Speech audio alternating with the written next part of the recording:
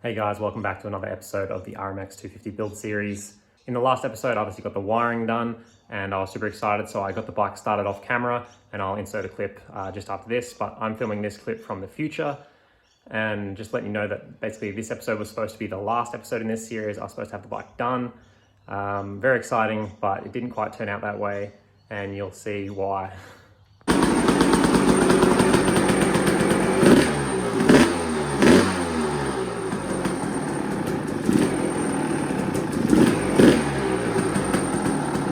So once I got it started, I threw the plastics on in the seat and I rode around the block a couple times. It felt great. It fouled a plug like immediately, which I was pretty much expecting just from the amount of smoke that was coming out the muffler. The stock muffler was being used because the aftermarket muffler still hasn't arrived in the mail and I was only planning on taking it to the dyno once that arrived. All the graphics and stuff arrived before the muffler did. So all that stuff happens basically before I take it to the dyno. Anyway, now back to where I actually started filming this episode from. So it's a little late here in the garage and I've just been doing one of those jobs that I've been putting off for a while, which is basically changing the fork oil and just having a look at the internals. There's like 100 videos on YouTube of people rebuilding these twin chamber shower forks, so I didn't think it really necessary to like film that process. So I did that, everything looks good. All the bushings in the forks look great. Fork oil was obviously dirty, so I replaced that, put the forks back in the bike and put the front wheel back in when I noticed this.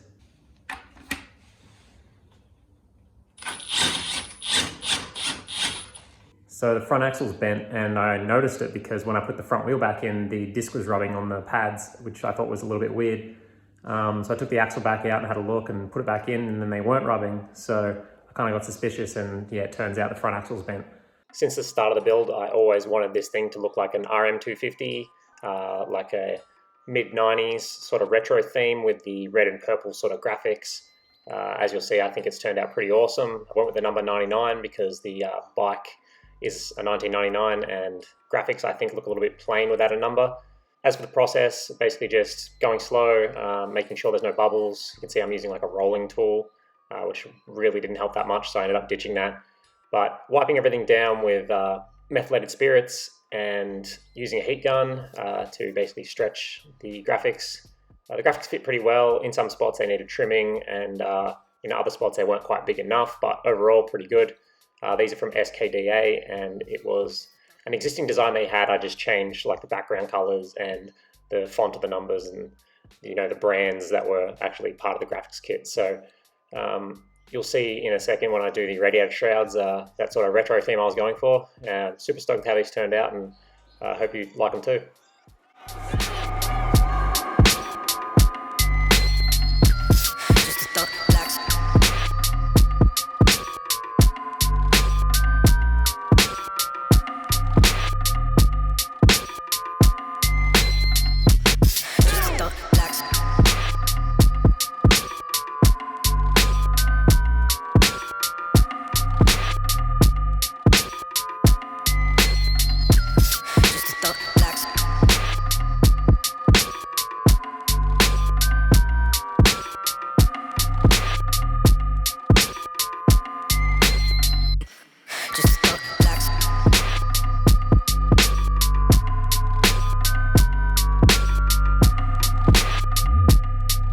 My phone died while I was recovering the seat and I wasn't going to wait for it to charge to continue because I was on a roll, so I just finished it off. It's obviously an SKDA cover. I know some people have trouble finding seat covers for these bikes, but SKDA do make a few different colors in this seat cover from what I've seen.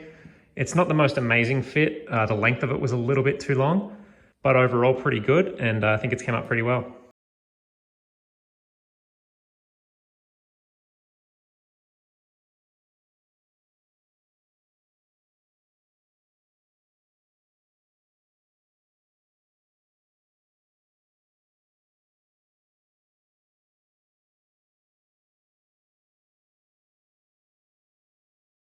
So I got the RMX back from the dyno and unfortunately it's not good news. The mechanic was saying he was having a lot of trouble starting it, sort of a mixture between the Kickstarter being kind of difficult to kick the bike, which I knew about because it just kind of folds too far back and it's very worn out. I was planning on replacing that with a DRZ Kickstarter later down the track, but I thought it would be okay for now. He was also a little bit suspect on the compression, which is odd because obviously I put a new top end in it. So he looked into it a little bit and he took the stator cover off and just checked the crank bearings for play, and he said there was a little bit of play in the crank bearings, which is not good. I guess it was an oversight on my end. I didn't check the crank bearings thoroughly enough, and I thought they were fine, but he said there's play in them, so the only thing there really is to do because of that is I have to rebuild the bottom end of the engine. So not ideal, especially this close to the finish line on this build, but what do you really do? I guess live and learn, and next time I'll be more thorough in my inspection. So I'll just get to pulling it apart now.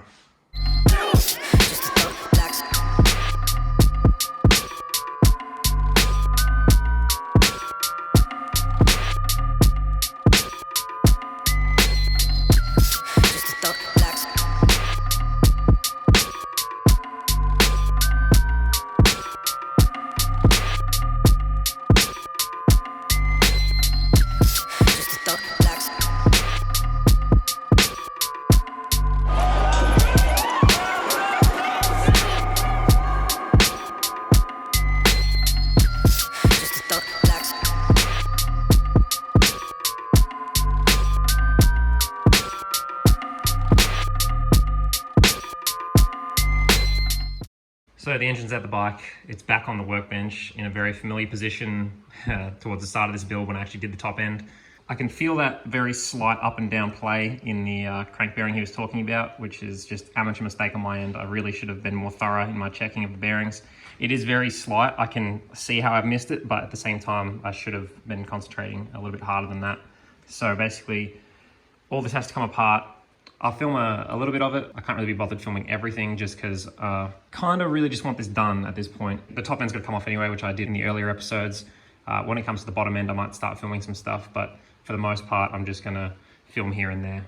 So it just keeps getting better and better. Obviously you can see that the Teflon coating on the piston's kind of worn off. A little bit strange if you ask me. The mechanic didn't seem to think it was too odd, the Teflon wearing off that fast, but the other more important thing is that right here on the piston, there's a score. Obviously a piece of that bearing that's worn out has broken off and it's scored the piston, which means I need a new piston, which is not too bad, I suppose. The pistons aren't too expensive, but the actual cylinder, if I can find it, now has a scratch in it that I can feel with my fingernail right there. You can sort of see the dark mark right near that port. That's a scratch I can feel with my fingernail, which means either the cylinder needs to be replated or replaced. So this is just fantastic. So you can see here on the edge of the reeds, it's all bearing material, all those little silver pieces of glitter. So I've got the engine back down to basically where I had it in one of the earlier episodes. So this is probably where I'll start filming from. Obviously the clutch basket's off, the stator is off, and this is where I was when I was checking the play in the rod bearing. And the actual rod bearing feels fine for up and down. Obviously it's got that little bit of side to side, which is normal. But what the problem is not the rod bearing, it's the crank bearing. If I grab the crank here, I can kind of show you. You might be able to hear it as well. It's not a huge amount of up and down movement. I'm not sure if you can even see or hear that, but there is a tiny bit of movement there, and it's enough to cause material from the bearing to come apart. If I had left it any longer, who knows how much more damage it could have done. So I'm glad the mechanic caught it.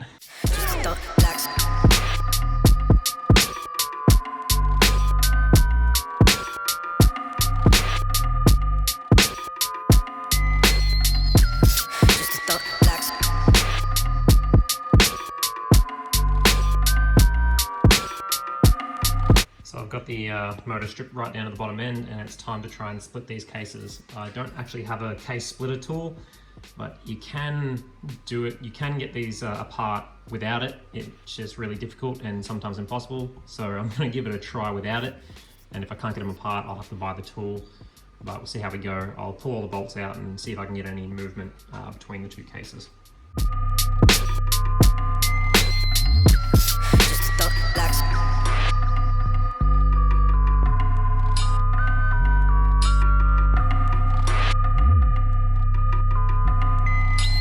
So I have the two case halves apart. Don't really want to replace all the bearings in the motor. I don't think it's very common for the gearbox bearings and stuff to go. It's mainly, you know, stuff that's high stress, like the crank bearings. I'm going to do a thorough job of checking all these bearings and make sure they all seem good. So I'm just going to try and separate the crank out of this side of the case and remove all this gasket. Going to take this crank to the mechanic because I don't have a setup where I can replace this big end bearing on the rod. I'll replace the crank bearings that need replacing.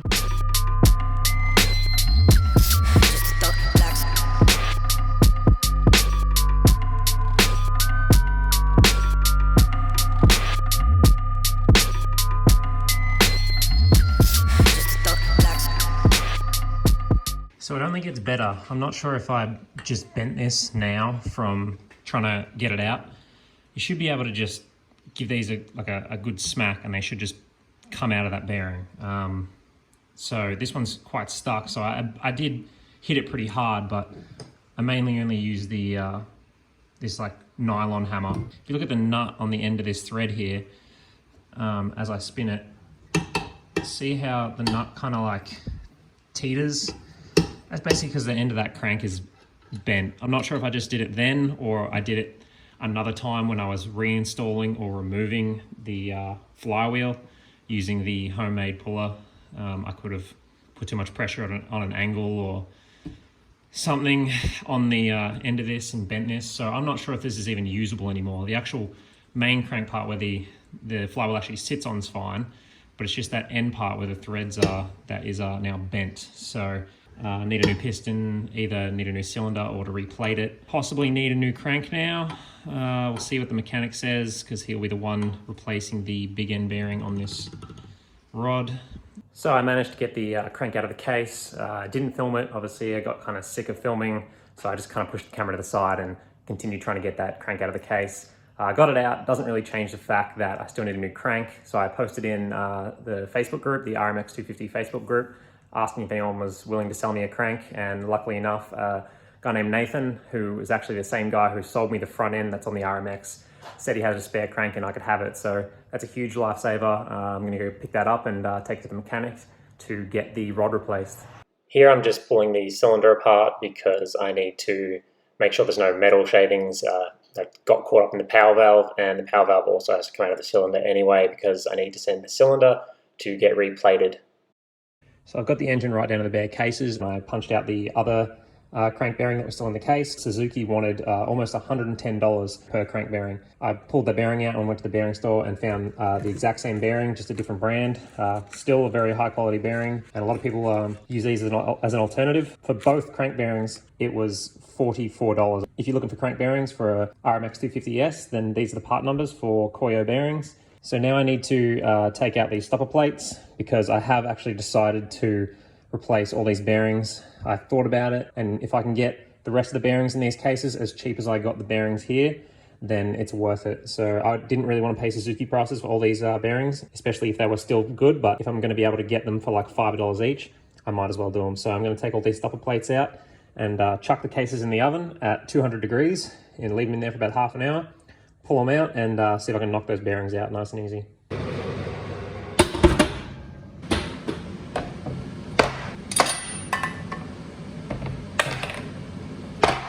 So the oven trick was a success, and at about the 15-minute mark, some of the bearings just started falling out. So once 30 minutes was over, I pulled the cases out and just tapped them against an old chopping board and broke that too. So obviously that's on theme with this episode, me breaking everything.